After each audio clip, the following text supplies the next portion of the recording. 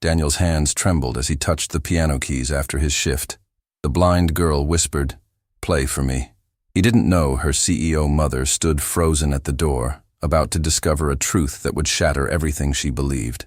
The fluorescent lights of Harrison Enterprises hummed their familiar midnight song as Daniel Martinez pushed his cleaning cart down the marble corridor of the 42nd floor.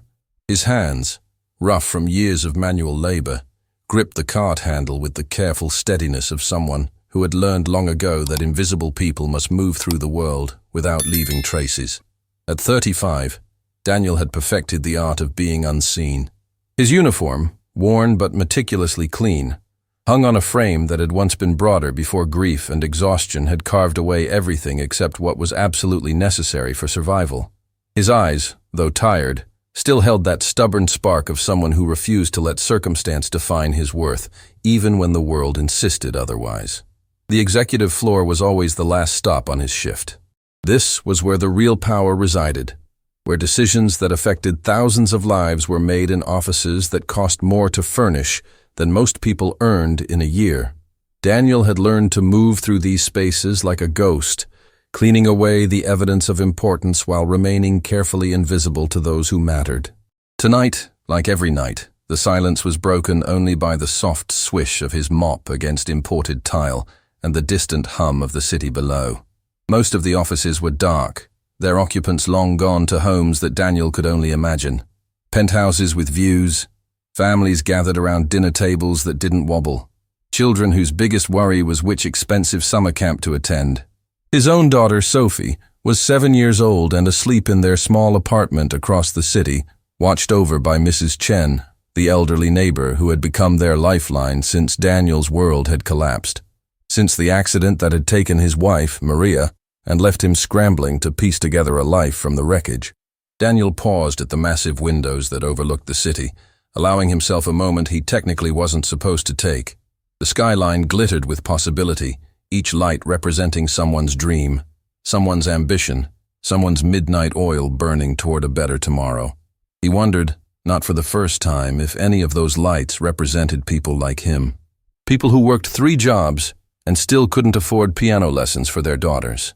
The thought of piano lessons brought an ache to his chest that he quickly pushed down.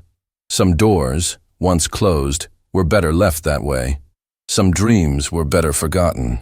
He was about to return to his cart when he heard it. A sound so unexpected in this temple of corporate power that for a moment he thought he was imagining it. Soft footsteps, hesitant, coming from the direction of the executive conference room. Daniel's first instinct was to disappear into a supply closet. He wasn't supposed to be seen, wasn't supposed to exist in the same space as the people who actually mattered. But something in the quality of those footsteps stopped him. They weren't the confident stride of an executive working late. They were uncertain, searching. A child appeared around the corner. She couldn't have been more than 8 or 9 years old, with long hair pulled back in a simple braid. She wore what looked like an expensive outfit, but it was the white cane in her small hand that made Daniel's breath catch. The girl was blind, and she was alone on the 42nd floor of one of the city's most powerful corporations at nearly midnight. "Hello?" the girl called out softly, her voice carrying a tremor that spoke of carefully controlled fear. "Is someone there? I heard sounds." Every instinct told Daniel to stay silent, to let someone else handle this situation. He was just the janitor. This was clearly some executive's daughter, and if he approached her, if he spoke to her, it could be misunderstood. People like him didn't interact with people like her except in the context of service. But she was a child, lost, afraid. "Hey there," Daniel said gently, keeping his distance so as not to startle her. "I'm Daniel. I work here. Are you lost?" The girl's face turned toward his voice with an expression of such relief that it made his heart ache. "Yes. My mom is the CEO. She's in a late meeting and I was supposed to wait in her office. But I got bored and walked around and now I can't find my way back." Victoria Blackwood's daughter. Daniel felt his stomach drop. Victoria Blackwood was a legend in the business world, a self-made billionaire who had built Harrison Enterprises from a struggling startup into a global powerhouse. She was also known for being absolutely ruthless with anyone who failed to meet her exacting standards. The company rumor mill was full of stories about employees fired for the smallest infractions. "What's your name?" Daniel asked, his mind racing through the implications of this situation. "Emily," the girl replied. "Emily Blackwood. Can you help me find my mom's office? I don't want her to worry." Something in the way she said it made Daniel suspect that Emily was more worried about disappointing her mother than about her mother worrying. He recognized that particular tone. Sophie used it sometimes when talking about the things they couldn't afford, the experiences she couldn't have. "Of course," Daniel said. "Your mom's office is just down this hall. I'll walk with you if that's okay." Emily's face brightened with a smile so genuine it hurt to look at. "Thank you. Most people don't really talk to me. They either talk to my mom about me like I'm not there, or they use that weird voice people use with kids they think are broken." The casual way she said, "broken," made Daniel's hands clench. "You're not broken," he said firmly. "And anyone who talks to you like you are is the one with the problem." Emily stopped walking, her cane stilling on the marble floor. "You sound like you mean that." "I do mean it. My daughter is 7. Her name is Sophie. And I promise you, if anyone ever talked to her like she was less than whole, I'd have some words for them." "What's she like?" Emily asked as they began walking again. "Sophie?" Daniel felt the familiar warmth that always came when talking about his daughter. "She's amazing, smart, funny, incredibly stubborn. She wants to be a pianist when she grows up." "Really?" Emily's voice lifted with excitement. "I love piano. My mom hired the best teachers in the city for me. She says music is one of the few things where being blind doesn't matter. The keys don't care if you can see them." They had reached Victoria Blackwood's office, but Emily made no move to go inside. "Do you play piano?" she asked Daniel. The question landed like a punch to the gut. Did he play? He had been a concert pianist once, in another lifetime, had studied at Juilliard, had been called a prodigy, had been on the verge of a Carnegie Hall debut when Maria got pregnant and his father fell ill, and suddenly all those dreams became luxuries he couldn't afford. "I used to," Daniel said carefully. "A long time ago. But you stopped. Life got complicated." Emily nodded with a wisdom that seemed impossible for her age. "My music teacher says that real musicians never stop playing. They might stop performing, but the music stays inside them. Is the music still inside you?" Daniel didn't know how to answer that. How do you explain to a child that sometimes survival requires you to kill the things you love most? That sometimes the music doesn't just stay inside you, it haunts you, reminds you of everything you've lost and will never have again. "Emily!" A voice cut through the corridor like a whip crack. "What are you doing out here?" Victoria Blackwood appeared from around the corner, and Daniel immediately understood why she commanded such respect and fear. She was younger than he'd expected, maybe early 40s, with an energy that seemed to fill whatever space she occupied. She moved with the absolute confidence of someone who had never been told she couldn't have something. Her eyes swept over Daniel with the kind of assessment that people of power give to people of service. Quick, dismissive, already moving on to what actually mattered. "Mom," Emily called out. "I got lost, but Daniel helped me find your office." "Daniel?" Victoria's eyes snapped back to him, and this time, the assessment was different. Calculating. Suspicious. "Your maintenance?" "Janitor, ma'am," Daniel corrected, knowing the distinction mattered to people like her, knowing his place. "And you were alone with my daughter." The implication hung in the air like poison. Daniel felt his face flush, but he kept his voice steady. "She was lost. I helped her find your office, that's all." "That's all?" Victoria repeated, her voice sharp enough to cut glass. "You're telling me that the janitorial staff in this building feels entitled to interact with executive family members without supervision?" "Mom, stop," Emily interjected, her small voice surprisingly firm. "He was being nice. I was scared." "That's not the point, Emily," Victoria said, though her voice softened slightly when addressing her daughter. "We have protocols for a reason." She turned back to Daniel. "What's your full name and employee number?" Daniel's heart sank. This was it. He was going to lose this job because he'd committed the crime of helping a lost child. And losing this job meant losing the one paycheck that kept food on the table and a roof over Sophie's head. "Daniel Martinez, employee number 4721, he said quietly. "Ma'am, I apologize if I overstepped. I just couldn't leave a child alone." "Mom, please," Emily said. and there was something in her voice now. Desperation. He wasn't being creepy or weird. He talked to me like a real person. He told me about his daughter Sophie, who wants to be a pianist. Victoria's expression shifted slightly at that. You have a daughter? Yes, ma'am. She's 7, and she wants to be a pianist, but you work as a janitor. It wasn't a question. It was an observation dripping with the kind of judgment that people with money made about people without it. The unspoken implication, if you cared about your daughter's dreams, you'd be able to afford them. Daniel felt something crack inside him. Years of being invisible, of being dismissed, of biting his tongue and accepting that his poverty made him less than human in the eyes of people like Victoria Blackwood.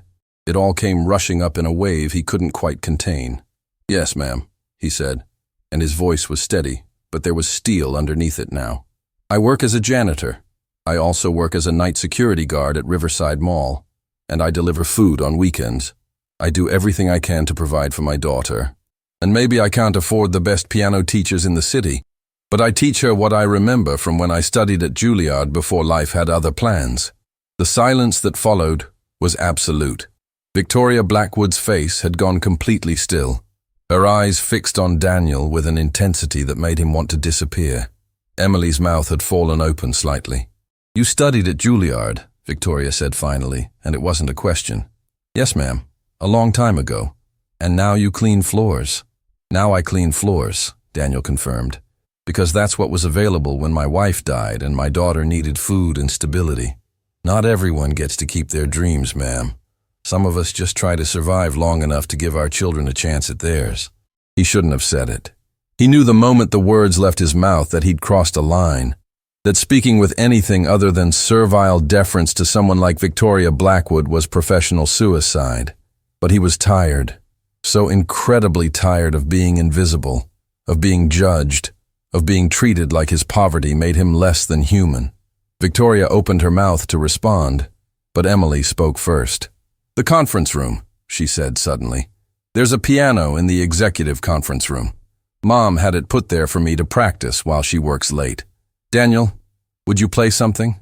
Please? Emily, that's not appropriate, Victoria started. Why not? Emily challenged. You always say talent deserves recognition regardless of circumstance. Isn't that what you tell shareholders? That you promote based on merit, not background? The look Victoria gave her daughter was complex.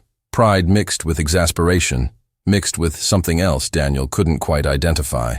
Fine, Victoria said, her eyes never leaving Daniel's face. Let's hear what a Juilliard education sounds like after being abandoned for minimum wage work. Conference room. Now. It wasn't a request. It was a command. And as Daniel followed Victoria and Emily down the corridor toward the conference room, he felt something he hadn't felt in years stirring in his chest. Not quite hope. Not quite fear. Maybe it was the music, waking up after being silent for so long. Maybe it was just the beginning of the end. The executive conference room was everything Daniel's apartment was not. Floor-to-ceiling windows revealed the city sprawled below like a carpet of possibilities. The furniture whispered of boardroom battles and million-dollar decisions. And there, positioned near the windows like a shrine to culture and refinement, sat a Steinway grand piano that probably cost more than Daniel would earn in 5 years. His hands trembled as he approached it. Not from fear of Victoria Blackwood's judgment, though that was certainly present, but from something deeper, more visceral. It had been 8 years since he'd touched a piano. 8 years since he'd allowed himself to even enter a room that held one. The grief counselor Maria had insisted he see after her death had called it avoidance. Daniel called it survival. Well, Victoria's voice cut through his thoughts. She had positioned herself near the door, arms crossed, the posture of someone preparing to witness a fraud being exposed. We're waiting. Emily, however, had moved to stand beside the piano, her small hand resting on its polished surface with a reverence that reminded Daniel painfully of himself at that age, when music had been everything, when he'd believed that talent and hard work were enough to overcome any obstacle.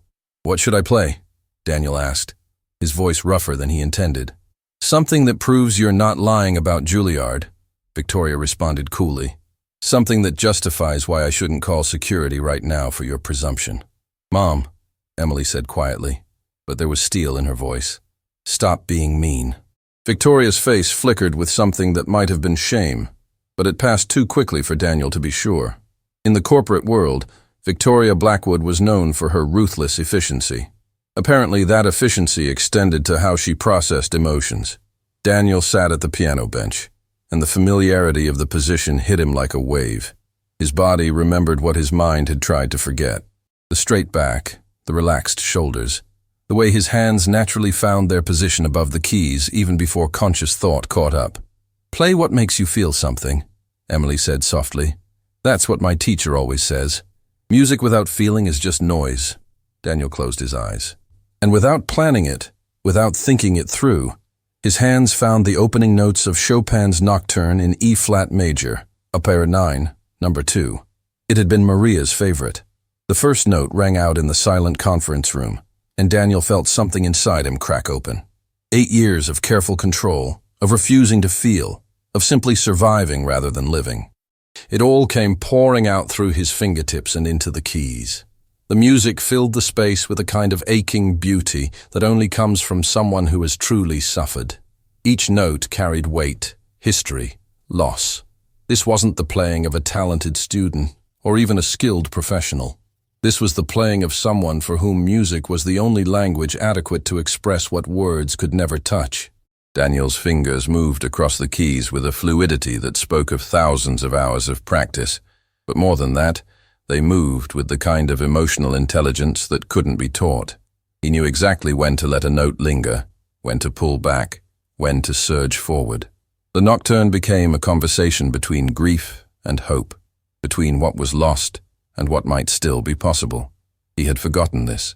Forgotten how it felt to be completely present in a moment, to let the music flow through him rather than trying to control it. Forgotten how playing piano wasn't about the technical perfection that judges at competitions looked for. It was about truth. And the truth was that Daniel Martinez was broken. Had been broken since the night a drunk driver ran a red light and took Maria from him. Had been broken since he'd sold his piano to pay for her funeral. Had been broken since the morning he'd dropped Sophie off at her first day of school and realized he was navigating parenthood completely alone. But broken things could still make beautiful sounds. When Daniel finally played the last note, letting it ring out until it faded into silence, he realized his face was wet with tears. He hadn't cried since Maria's funeral, not when Sophie asked why Mommy wasn't coming home, not when he'd had to pawn his wedding ring to make rent, not when his father passed away, leaving him completely alone in the world, except for a 7-year-old who needed him to be strong. But now, in this boardroom, in front of strangers, the dam had finally broken. The silence that followed was profound. Daniel kept his eyes closed, not ready to face whatever judgment waited in Victoria Blackwood's expression, not ready to return to the reality where he was just the janitor who had overstepped his bounds. That was...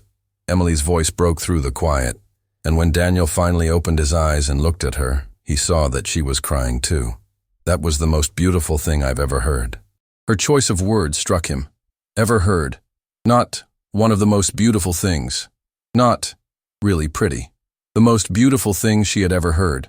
From a girl who had undoubtedly been exposed to the world's finest musicians, who had access to concert halls and private performances. "You played like you were saying goodbye to someone," Emily continued, and her emotional intelligence was startling. "Were you saying goodbye?" Daniel found he couldn't speak. He simply nodded.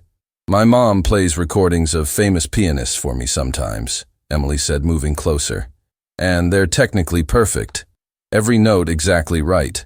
But this was different. This felt real."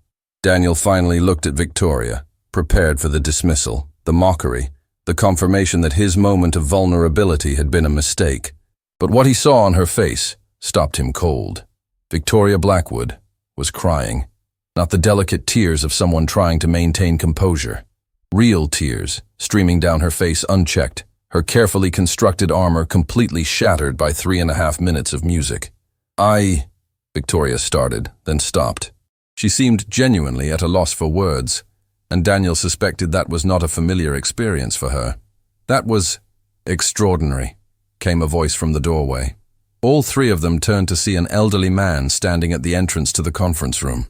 He was impeccably dressed, with white hair and the kind of bearing that spoke of old money and older culture.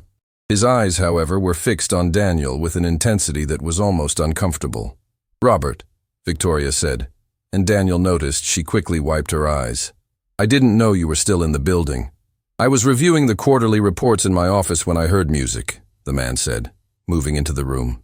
"And not just any music. That was one of the most profoundly moving performances I've encountered in my 40 years as a classical music patron." He approached Daniel, extending a hand. "Robert Harrison. I founded this company, though I've since retired and let Victoria run things. I also sit on the board of the Metropolitan Concert Hall." Daniel shook his hand automatically, his mind struggling to process this development. Robert Harrison was a legend in both business and cultural circles. His philanthropy had built concert halls, funded youth orchestras, and made classical music accessible to communities that couldn't otherwise afford it. "Daniel Martinez," he managed. I work in maintenance here. "I know who you are," Robert said, and there was no judgment in his voice, only curiosity. "Or rather, I know what you do for employment, but I don't know who you really are. Would you tell me?" The question was so direct, so genuine, that Daniel found himself answering honestly. "I'm a father trying to give his daughter the opportunities I never got to have. And I'm someone who used to believe that music was my calling, before I learned that callings are luxuries people like me can't afford." "People like you," Robert repeated thoughtfully. "And what kind of person is that? The kind who had to choose between keeping their dreams and keeping their child fed?" Robert nodded slowly. "Yes, I imagine that would feel like an impossible choice. But tell me, Daniel, what if it wasn't a choice? What if you could have both?" "That's not how the world works." "No, it's not how the world has worked for you," Robert corrected gently. "But the world is changeable, especially when people like me stop pretending that talent only exists in the places we've been taught to look for it." He turned to Victoria. "I assume you heard that performance. Tell me honestly, have you ever heard better?" Victoria's jaw tightened, and Daniel could see the war happening behind her eyes, professional ruthlessness battling against what she'd just witnessed. "Technically, I've heard performances with fewer imperfections." "That's not what I asked," Robert pressed. "I asked if you'd heard better, more moving, more honest, more human." Victoria looked at Daniel, and for the first time since they'd met, he saw her actually seeing him. Not the janitor, not the poverty, not the presumption of helping her daughter without permission. Just him, the person who had just poured his soul out through a piano. "No," she admitted quietly. "I haven't."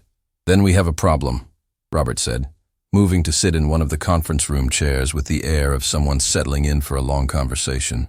"Because every year my foundation awards a full scholarship to a deserving musician for advanced study and performance opportunities. It covers tuition, living expenses, instrument access, everything needed to pursue music as a career. We usually give it to promising conservatory students, young people just starting out." He looked directly at Daniel. "But the foundation's charter actually specifies that the scholarship goes to the most deserving musician, regardless of age or circumstance. And I have a feeling that this year, that might be someone who's been forced to abandon their dreams for far too long." Daniel felt his heart stop. "Sir, I couldn't, possibly. I have responsibilities. My daughter would be included in the support," Robert interrupted. "The scholarship includes provisions for dependents, housing, healthcare, educational support, everything. It's designed to remove every barrier that might prevent someone from pursuing their musical calling." "Why?" Daniel asked. "Because it seemed too impossible to be real." "Why would you do this?" "Because I'm 87 years old, and I've spent decades funding music education and performance," Robert said simply. "And I've come to realize that we've been looking for talent in all the wrong places. We fund symphony orchestras where tickets cost hundreds of dollars. We support conservatories that only accept students who can afford the preparation. We've created a classical music culture that is completely divorced from the reality most people live." He gestured toward Daniel. "And then I hear someone like you, someone who has every reason to have let their talent die, and you make music that reminds me why I fell in love with this art form in the first place. That's not something I'm willing to let disappear because the world is too stupid to recognize value when it's cleaning their floors." Emily, who had been silent during this exchange, suddenly spoke up. "Does this mean Daniel could be my piano teacher?" The room went silent. Victoria's expression shifted to something Daniel couldn't quite read. "Emily, this is about much more than piano lessons." "But he could, couldn't he?" Emily persisted. "If he's going to be studying music again, he could teach me. And I bet he could teach Sophie too. We could learn together." Daniel watched something crack in Victoria's carefully maintained facade. She looked at her daughter, really looked at her, and he saw her seeing what he'd seen from the first moment. Emily wasn't just asking for piano lessons. She was asking for connection, for someone who talked to her like a real person, for an adult who understood that being blind didn't make her broken.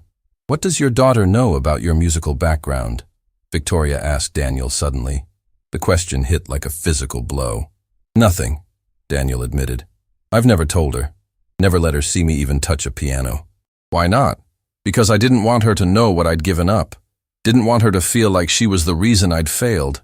"But you didn't fail," Emily said with that startling wisdom she seemed to possess.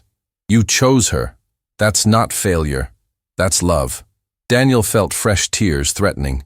This child, this extraordinary, perceptive child, had just articulated something he'd been unable to tell himself for 8 years. "Sophie doesn't know what she's asking for when she says she wants to be a pianist," Daniel said quietly. "She doesn't know what it costs, what you have to sacrifice. I've kept that from her because I wanted her to keep dreaming without knowing how dreams die." "Or maybe," Robert suggested gently, "you've kept it from her because you weren't ready to face what you lost. But Daniel, you didn't lose your talent. You lost your opportunity. Those aren't the same thing. Talent doesn't expire. It waits." Victoria's phone buzzed, shattering the moment. She glanced at it, and Daniel saw her face shift back into CEO mode. The board meeting ran over. "I have partners waiting for me in another conference room." She looked at Daniel, and her expression was complicated. "We'll need to discuss this further. Robert, I trust you're not making offers on behalf of the foundation without proper vetting." "Of course not," Robert assured her. "There will be auditions, interviews, verification of credentials. But Victoria, I've been in this business long enough to recognize the real thing when I hear it. This young man is the real thing." "Young man," Daniel repeated with a bitter laugh. "I'm 35, carrying the weight of 45. I don't know if I even remember how to be a student, how to take criticism, how to be in a world that isn't just about survival." "Then it's time you learned," Robert said firmly. "Or more accurately, it's time you remembered, because I suspect you were once very good at all those things, before life forced you to forget." Victoria moved toward the door, then paused. "Daniel, you'll need to speak with Human Resources tomorrow. We'll need to discuss your situation." The way she said situation made Daniel's stomach drop. This was it. The firing he'd been expecting. Because, of course, helping a lost child and playing piano when you were supposed to be cleaning floors was grounds for termination. But then Victoria did something unexpected. She looked back at Emily. "Same time next week for your late-night office practice session." "Yes, Mom," Emily said, then added, "Can Daniel be here too?" Victoria's jaw tightened, but she nodded slightly. "We'll see what arrangements can be made." After Victoria left, Robert gathered his things. "Daniel, I want you to come to my home this weekend. I have a piano, and I want to hear more of your playing. I want to understand your story. Will you come?" Daniel wanted to say no. Every instinct told him this was too good to be true, that allowing himself to hope was dangerous. But Emily's hand found his, and she squeezed it gently. "Say yes," she whispered. "Please say yes." And looking into her face, the face of a child who had seen through his invisibility to the person underneath, Daniel found he couldn't refuse. "Yes," he said, "I'll come." As he pushed his cleaning cart back down the corridor an hour later, finishing the shift that had somehow transformed into something else entirely, Daniel felt the stirring of something dangerous in his chest. Hope. And he had no idea if that hope would save him or destroy him completely. The fluorescent light in Daniel's apartment flickered with its familiar, irregular rhythm as he stood at the small kitchen counter the next morning, staring at a bowl of cereal he had no appetite to eat. Through the thin walls, he could hear Mrs. Chen's television playing her morning news program, and somewhere above them, the Torres family was already arguing about something inconsequential. This was his world, A third-floor walk-up in a building that smelled perpetually of cooking oil and desperation. 2 rooms that he and Sophie had learned to navigate like dancers, always aware of each other's space because there simply wasn't enough to spare. The furniture was a collection of thrift store finds and sidewalk rescues, held together by determination and the occasional miracle of duct tape. But it was theirs. Safe. Predictable. And Daniel had spent 8 years making sure Sophie never felt poor, even though they absolutely were. "Daddy?" Sophie's voice came from the doorway of their shared bedroom. She was already dressed in her school uniform, her dark hair pulled back in the simple ponytail Daniel had finally mastered after months of YouTube tutorials. She looked so much like Maria that sometimes it physically hurt to look at her. "Morning, baby," Daniel said, forcing brightness into his voice. "Ready for school?" "Mrs. Chen said you came home really late last night," Sophie said, moving to sit at their small table. "Were you working extra?" Daniel poured her cereal, adding just enough milk to make it last until the end of the week. "Something like that. Actually, Sophie, I need to talk to you about something. Something important." Sophie's face immediately shifted to concern. In her young life, "we need to talk" had preceded conversations about why they couldn't afford the field trip, or why her birthday party would be small, or why Daddy had to work on Christmas. Important conversations were never good news. "Are we okay?" she asked, and the maturity in that question, the automatic worry about their financial survival, made Daniel hate himself a little bit. "We're okay," he assured her quickly. "Actually, we might be more than okay, but I need to tell you something I should have told you a long time ago. About me. About why I understand why you want to play piano so badly." Sophie's eyes widened. "You know about pianos?" "I more than know about them, baby. I studied piano at one of the best music schools in the country. Before you were born, before I met your mom, I was training to be a professional pianist." The shock on Sophie's face was complete. You played piano? Like, really played?" "Really played," Daniel confirmed. "I practiced 8 hours a day. I gave concerts. I won competitions. Music was everything to me." "Then why did you stop?" The question was so simple, so direct, that Daniel felt his carefully prepared explanation crumble. "Because your mom got pregnant with you, and my dad got sick, and suddenly I had to choose between following my dreams and taking care of the people I loved. And that wasn't really a choice at all, Sophie. You and your mom were always going to be more important than anything else." Sophie was quiet for a long moment, processing this revelation. Then, to Daniel's surprise, her eyes filled with tears. "Is that why you never let me see you play? Why you always say we can't afford lessons? Because I remind you of what you gave up?" "Oh, baby, no." Daniel moved quickly to kneel beside her chair, taking her small hands in his. "You didn't make me give up anything. You gave me something better. You gave me a reason. Every single thing I do, every job I work, every sacrifice I make. It's not because I lost something. It's because I gained you." "But you could have been famous," Sophie said, tears streaming down her face now. "You could have been playing in big concert halls instead of cleaning them." The insight in her words staggered him. She knew, had always known somehow that the buildings he cleaned at night were temples to dreams he no longer allowed himself to have. "Sophie, listen to me," Daniel said, gripping her hands tighter. "Last night, something happened. I played piano for the first time in 8 years. And yes, it was beautiful. Yes, it reminded me of who I used to be. But you know what the most important part was?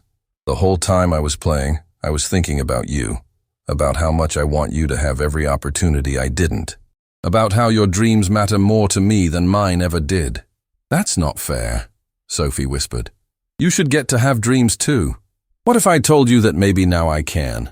What if I told you that someone heard me play and wants to help me study music again? And that this help includes you, includes making sure you can take real piano lessons with real teachers?" Sophie's head snapped up, hope and disbelief warring on her face. "Really? That's real?" "It might be. There's a man named Mr. Harrison who wants to meet us this weekend. He has a foundation that helps musicians, and he thinks he can help us. But Sophie, I need you to understand. Nothing is certain yet. And even if this happens, it won't change who we are. We'll still be us.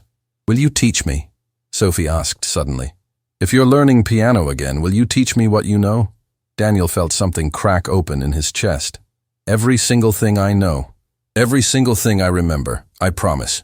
The moment was interrupted by a knock at the door. Mrs. Chen, arriving for her morning ritual of walking Sophie to the bus stop. But as Daniel watched his daughter gather her backpack, he saw something different in her movements. A lightness. A hope that hadn't been there before. And he prayed he wouldn't have to break that hope if things didn't work out with Robert's foundation. Robert Harrison's home was located in a neighborhood Daniel had only ever seen from the windows of the buses he took between jobs. Old money lived here, in houses that weren't just buildings but statements. Legacy made manifest in brick and marble. The Harrison estate occupied an entire block, hidden behind walls covered in ivy and history. When Daniel and Sophie approached the gate that weekend, he almost turned back. This was a mistake. People like him didn't belong in places like this. But then the gate swung open and Robert himself appeared, dressed casually, but still radiating that indefinable quality of someone who had never questioned whether they belonged anywhere. "Daniel," Robert greeted warmly, then turned his attention to Sophie. "And you must be Sophie. Your father tells me you want to be a pianist." Sophie nodded shyly, overwhelmed by the surroundings. "Yes, sir." "Well, you've come to the right place. I have 7 pianos in this house. Let's see if we can find one you like." As they walked through the estate, Daniel tried not to gape at the casual wealth surrounding them. Original artwork that belonged in museums. A library that held more books than he'd ever owned. And everywhere, music. Not just pianos, but instruments of all kinds, displayed like treasures, because that's exactly what they were to Robert. "This is the room I wanted to show you," Robert said, opening a set of double doors. The music room was breathtaking. Floor-to-ceiling windows overlooked manicured gardens. The acoustics were clearly designed by someone who understood sound. And in the center, like an altar, sat a Steinway Model D grand piano that Daniel recognized immediately. "Is that—" he breathed. "Yes," Robert confirmed. "It's the piano Vladimir Horowitz played on his final American tour. I acquired it some years ago, and I want you to play it." Daniel's hands were shaking as he approached the instrument. This wasn't just a piano. This was history. This was legend. This was the kind of instrument he'd dreamed about as a student, but never imagined actually touching. "Mr. Harrison, I can't possibly—" "You can," Robert interrupted gently. "And you will. Because I need to hear if what I witnessed the other night was a fluke, or if you're truly as remarkable as I believe."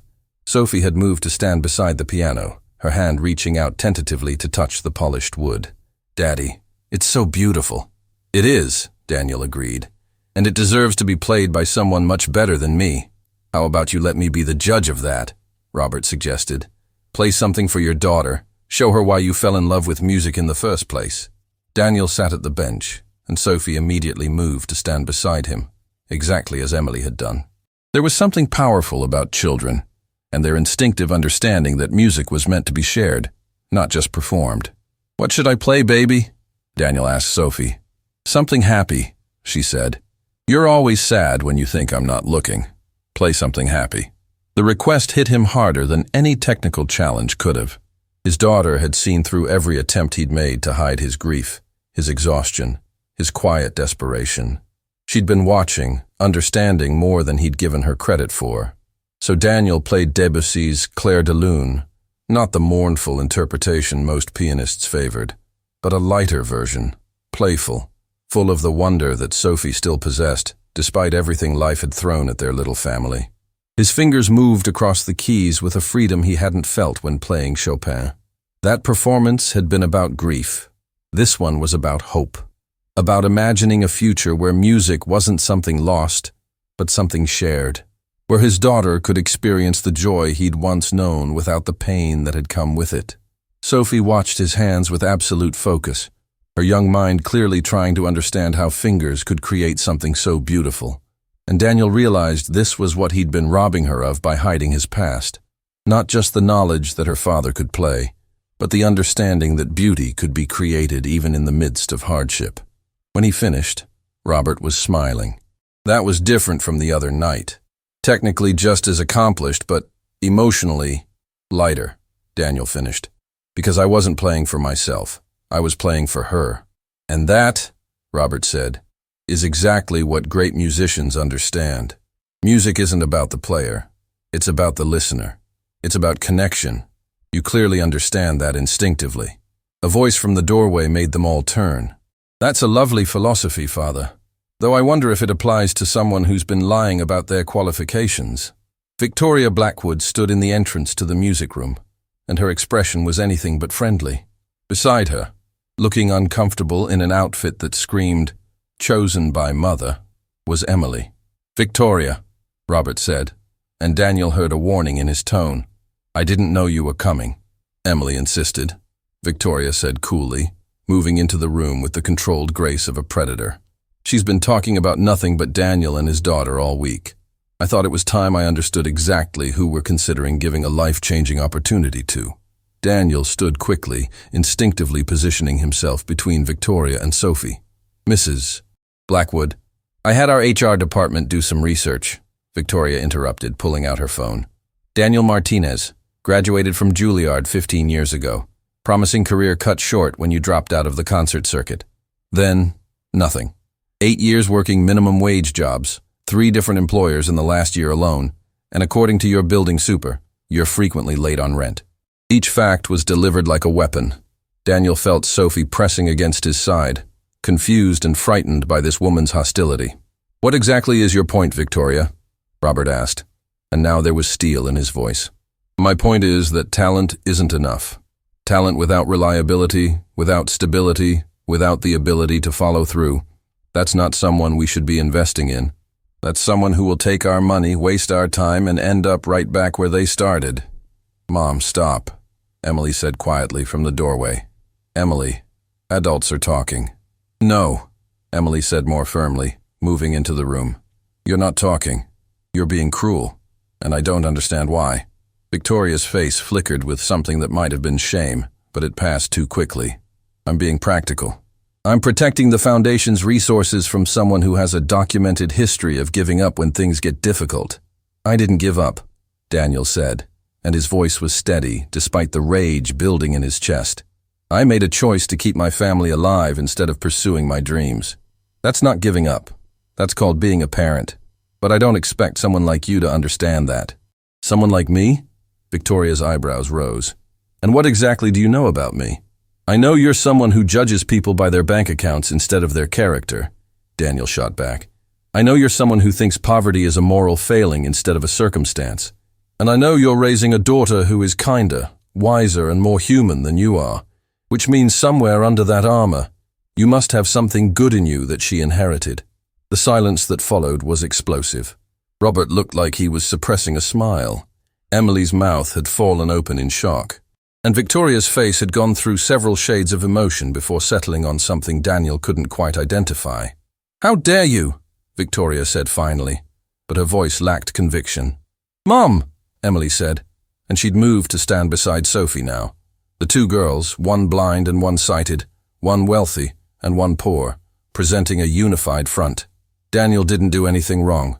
He helped me when I was lost. He played the most beautiful music I've ever heard, and he's been nothing but kind to us. Why are you trying so hard to find something wrong with him?" "Because people like him don't belong in our world," Victoria said, and finally, the truth came out. "Because giving someone from his background access to our resources, our opportunities, our lives, it disrupts everything. It challenges every assumption we've built our success on. Maybe those assumptions need to be challenged," Robert said quietly. "Maybe that's exactly the point." Victoria turned on her father. "You built this foundation to support promising young musicians, not to fix broken men with sad stories." "I'm not broken," Daniel said, and Sophie's hand slipped into his, giving him strength.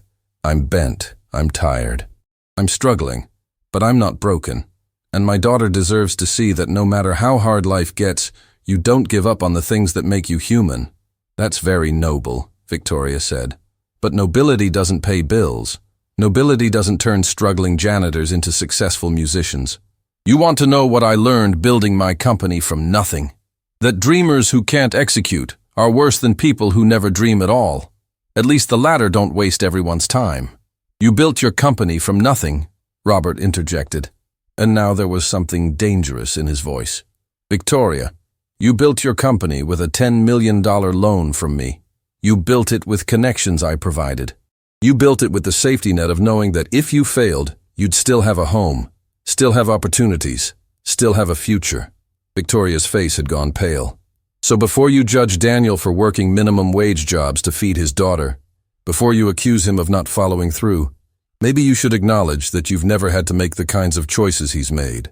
You've never had to choose between your dreams and your child's survival. That's not fair, Victoria whispered.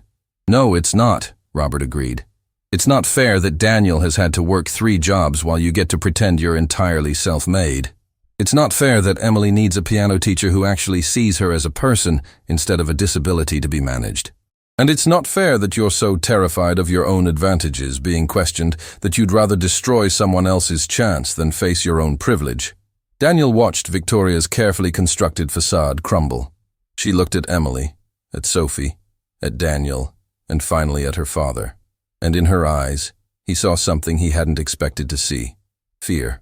I have to go, Victoria said abruptly. Emily, we're leaving. No, Emily said simply. I want to stay. I want to hear Daniel play more, and I want Sophie to be my friend. Emily, please, Mom, Emily said, and her voice broke. Please stop being so scared of everyone and everything. Please just let something good happen without trying to control it. Victoria stood frozen in the doorway, a woman clearly at war with herself. Then, without another word, she turned and left. The room exhaled collectively. I apologize for my daughter, Robert said quietly. She's complicated. She's hurt, Emily corrected. She doesn't trust people because everyone wants something from her. Everyone except me, and even I'm not sure she trusts me sometimes. The wisdom in Emily's words left all of them silent. Here was a child who understood adult pain with a clarity that was almost heartbreaking. Sophie, who had been quiet throughout the entire confrontation, finally spoke up. My daddy says hurt people sometimes hurt other people, but that doesn't mean we have to hurt them back. Daniel felt pride swell in his chest. Despite everything, despite poverty, despite losing her mother, despite all the struggles they'd faced, Sophie had somehow developed the kind of compassion that many adults never achieved. Your daddy is very wise, Robert said gently. Now how about we let these 2 talented girls explore the music room while I talk to Daniel about boring adult things like scholarship applications. As Sophie and Emily began examining the various instruments with the fearless curiosity of children, Robert led Daniel to a seating area by the windows. I want you to understand something, Robert said. Victoria's resistance doesn't change my commitment to helping you. If anything, her reaction has convinced me more than ever that this is exactly what needs to happen.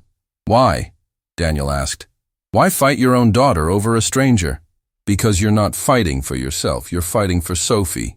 And because my daughter has spent so long building walls that she's forgotten what it's like to simply be human. Maybe watching you reclaim your music while raising a daughter alone will remind her what actually matters. Robert pulled out a folder. The scholarship application requires an official audition, letters of recommendation, and a personal essay. I can provide 1 recommendation, but you'll need 2 more from respected musicians or educators. Daniel's heart sank. I don't know any respected musicians anymore. I've been out of that world for 8 years. Then it's time to re-enter it, Robert said simply. He pulled out a business card. This is Margaret Chen, conductor of the Metropolitan Symphony Orchestra. I've already spoken to her about you. She's willing to hear you play. The Metropolitan Symphony? Daniel breathed. That's one of the most prestigious orchestras in the country, which is exactly why her recommendation would carry weight, Robert said. The audition is scheduled for next Friday evening. Can you make it? Daniel thought about his jobs, his schedule, the carefully balanced house of cards that was his life. Missing even 1 shift could mean being unable to pay rent. But this was the opportunity of a lifetime. I'll make it work, he said. As they rejoined the girls, Daniel saw Sophie and Emily sitting together at a smaller piano in the corner of the room. Emily's hands were on the keys, and Sophie was watching with rapt attention as the blind girl played a simple melody. That's beautiful, Sophie said. How did you learn to play without seeing? My teacher says the piano doesn't care if you can see it, Emily explained. It only cares if you can feel it. Here, try. She guided Sophie's hands to the keys, and together they played a halting but genuine duet. 2 children from completely different worlds, connected by something bigger than circumstance. Daniel felt his phone buzz. A text from his supervisor at the mall. Need you to cover Peterson's shift tonight. Double pay. He looked at Sophie, giggling as she and Emily made up songs together. Looked at Robert, offering him a second chance he didn't deserve. Looked at the piano that represented everything he'd lost, and everything he might reclaim.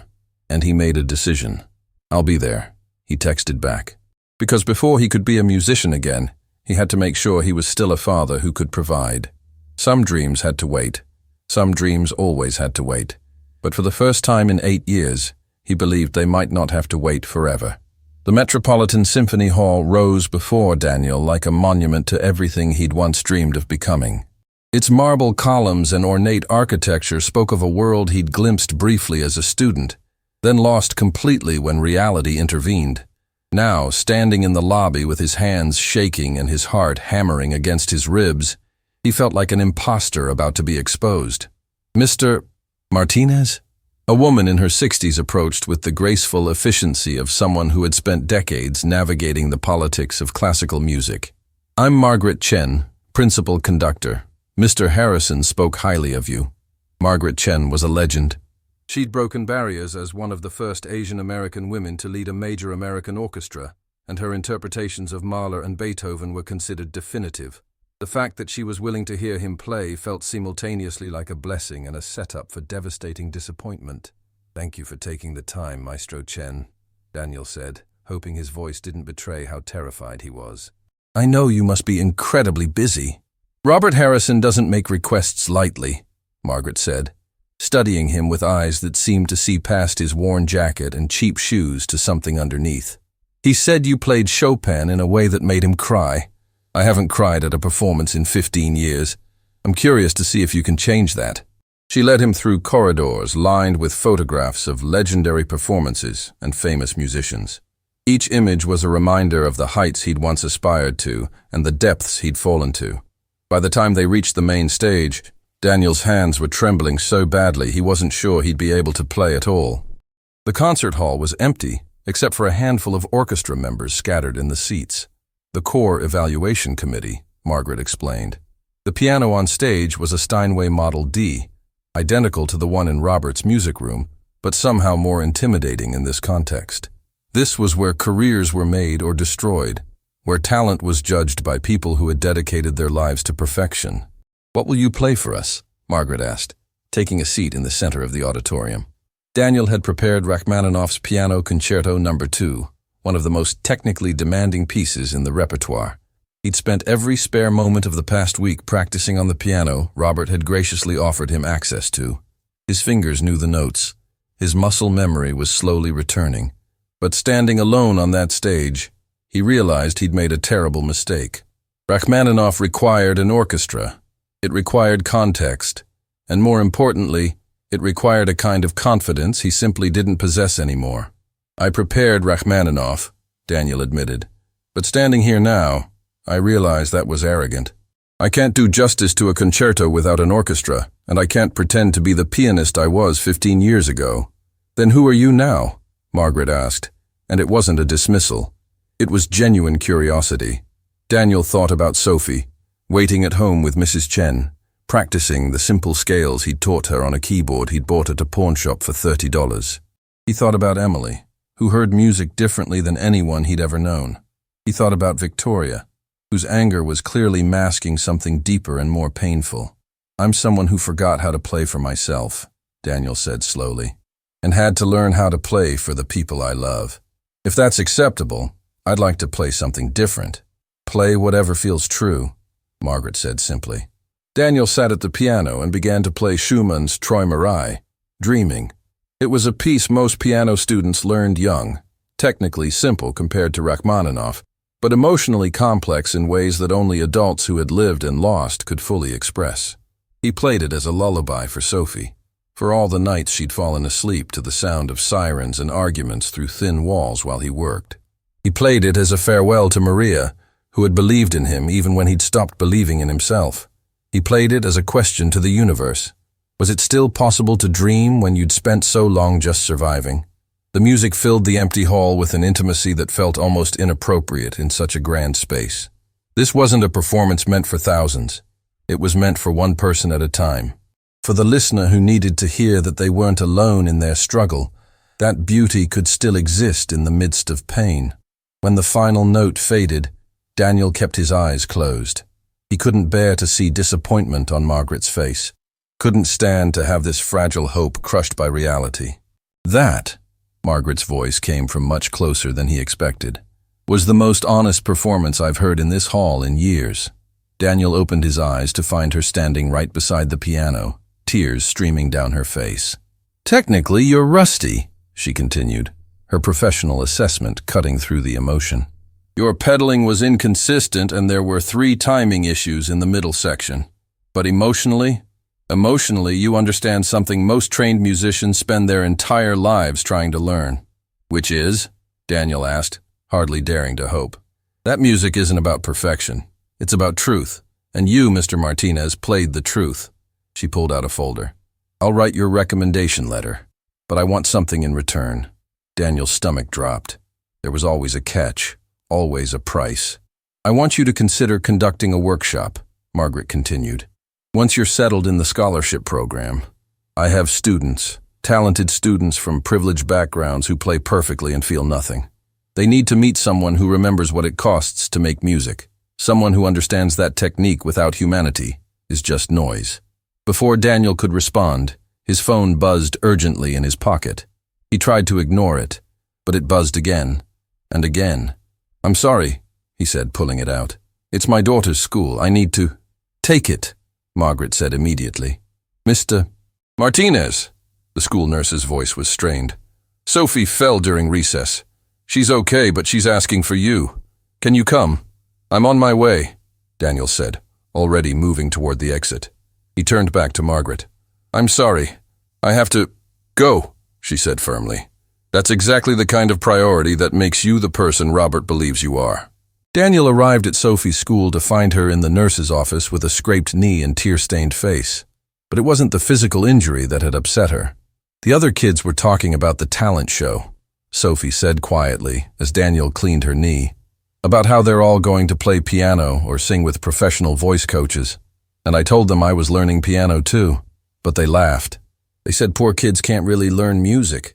Daniel felt rage flood through him. "Baby, that's not true. That's never been true."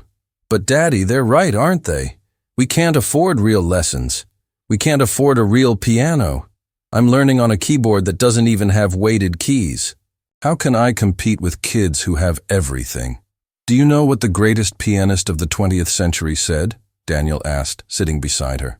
"Vladimir Horowitz said that the most important thing wasn't the instrument you played on, or the teacher you studied with. It was whether you had something to say.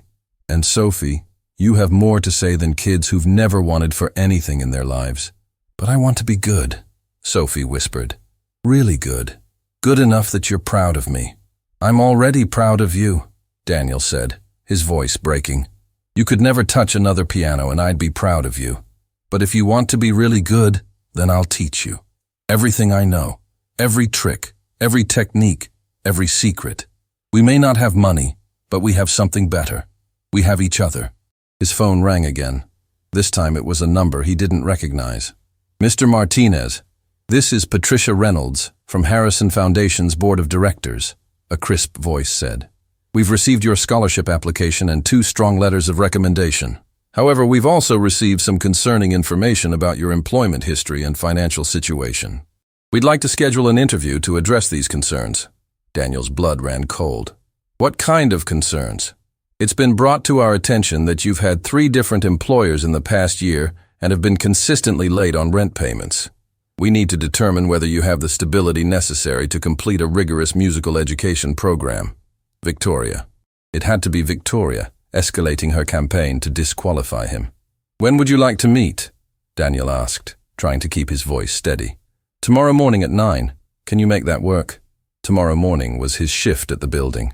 Missing it would mean losing a day's pay they desperately needed, but refusing the interview would mean losing the scholarship.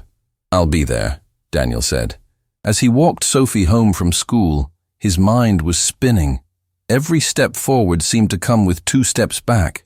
Every door that opened revealed another obstacle behind it. "Daddy?" Sophie's voice pulled him back to the present. "Can I show you something?"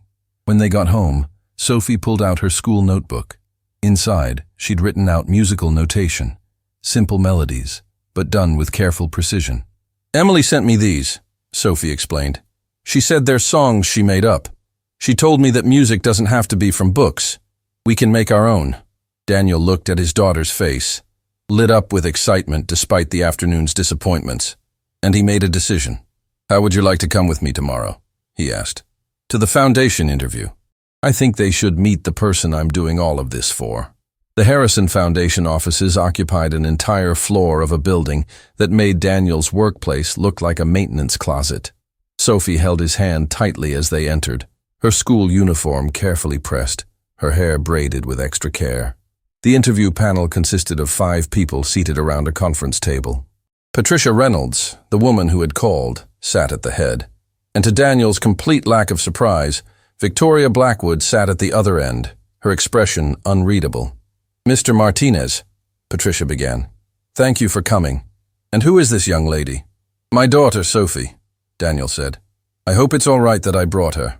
I thought you should meet the person who's been my reason for everything." Patricia's expression softened slightly. "Of course. Please, both of you, sit." "Let's address the concerns directly," said Michael Torres, a board member Daniel recognized from his research. "You've had significant employment instability. How can we trust that you'll commit to a 3-year intensive program when you can't seem to hold a job for more than a few months?" "I've held 3 jobs continuously for 8 years, Daniel corrected quietly. "I've never not had a job. What I haven't had is a single job that pays enough to support a child alone. So yes, I've switched between different daytime employers while keeping my consistent night positions. Because that's what survival requires when you're poor." "Survival," Victoria said, speaking for the first time. "Let's talk about that. Your rent is consistently late. You have outstanding medical bills. Your credit score is barely above subprime. These aren't the markers of someone ready for the discipline of advanced musical study." "You're right," Daniel said, and saw surprise flicker across Victoria's face. "These are the markers of someone who had to choose between paying rent on time and making sure his daughter ate 3 meals a day. Someone who had to choose between paying medical bills and keeping the heat on in winter. I'm not proud of my credit score, Mrs. Blackwood, but I'm not ashamed of it either.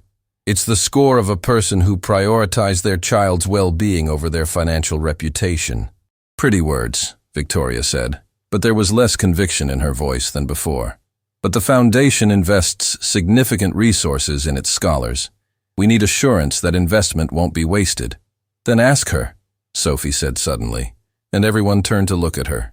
"You want to know if my daddy will stick with something hard? Ask me. I'm the person who knows."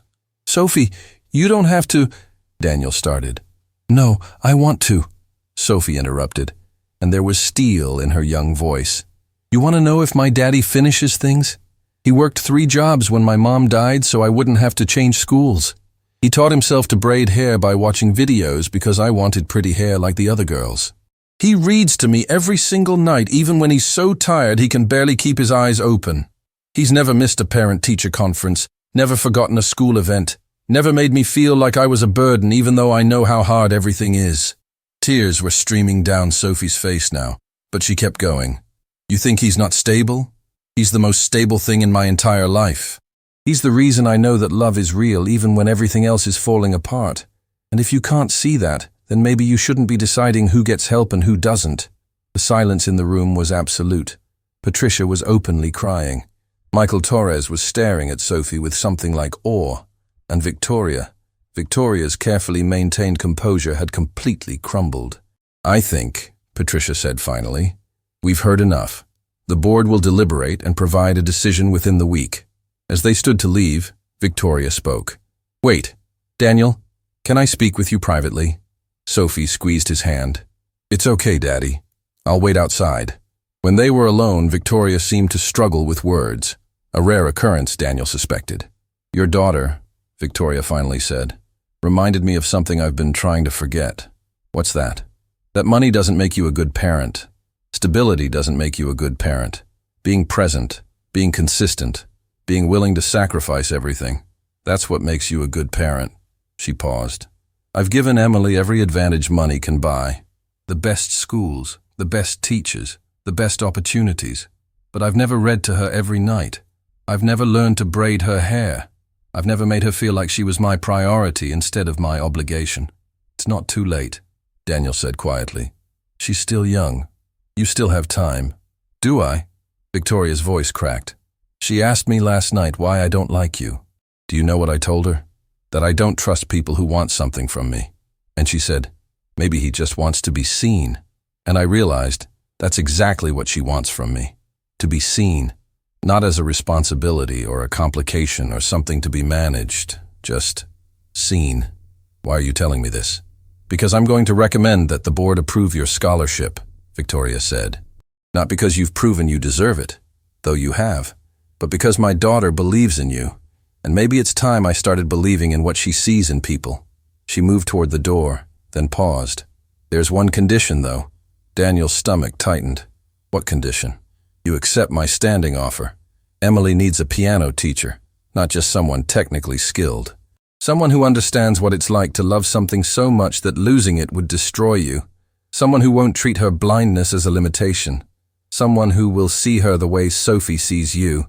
I'm not qualified to... Neither was I when I became CEO, Victoria interrupted. But I learned. We both did. We both learned how to be what our daughters needed us to be. Let's continue learning together.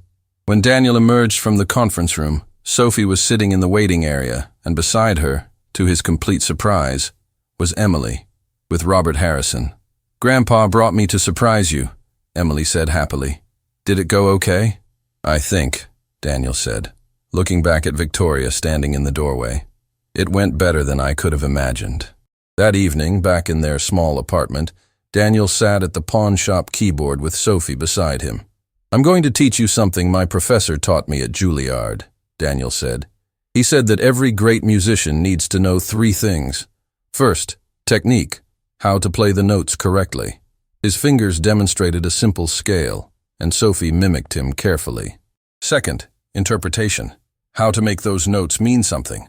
He played the same scale, but this time with dynamics, with feeling, transforming simple notes into a story. And third, the most important thing, purpose. Why are you playing? Who are you playing for? What are you trying to say? What's your purpose, Daddy? Sophie asked. Daniel looked at his daughter's face, so full of hope and trust. Right now, my purpose is showing you that dreams don't have expiration dates, that it's never too late to become who you were meant to be, and that the only thing more beautiful than making music is sharing it with the people you love. Sophie leaned her head against his shoulder, and together they played a simple melody, halting, imperfect, but real. Outside, sirens wailed. The Torres family was arguing again. Mrs. Chen's television played the evening news. But inside this small apartment, a father and daughter were creating something that no amount of money could buy, and no amount of hardship could destroy. They were creating hope, and for the first time in 8 years, Daniel believed that hope might actually be enough.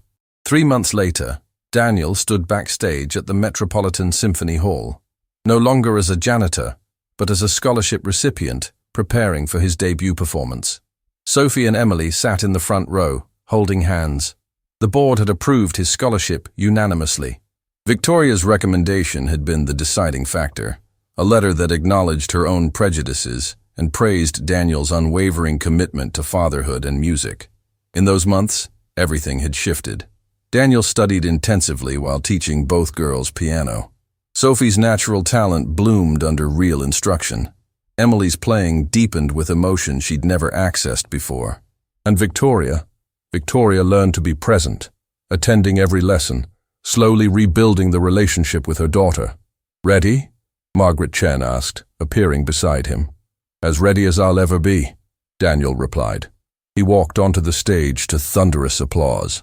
Robert Harrison beamed from the audience. Victoria held Emily close, tears already streaming. Sophie bounced with excitement. Daniel sat at the piano and began to play, not for judges or critics, but for his daughter who'd never stopped believing in him. For Emily, who'd taught him that being seen mattered more than being perfect. For Victoria, who'd learned that vulnerability was strength. for Robert who'd recognized worth where others saw only poverty. The music soared through the hall, carrying a message of redemption, second chances, and the unbreakable bond between parent and child. When the final note faded, the standing ovation lasted 5 minutes. But the only applause that mattered was Sophie's voice cutting through the noise. "That's my daddy!" Daniel had lost everything once, but he'd gained something far more valuable. The knowledge that dreams deferred aren't dreams denied. They're just dreams waiting for the right moment to bloom.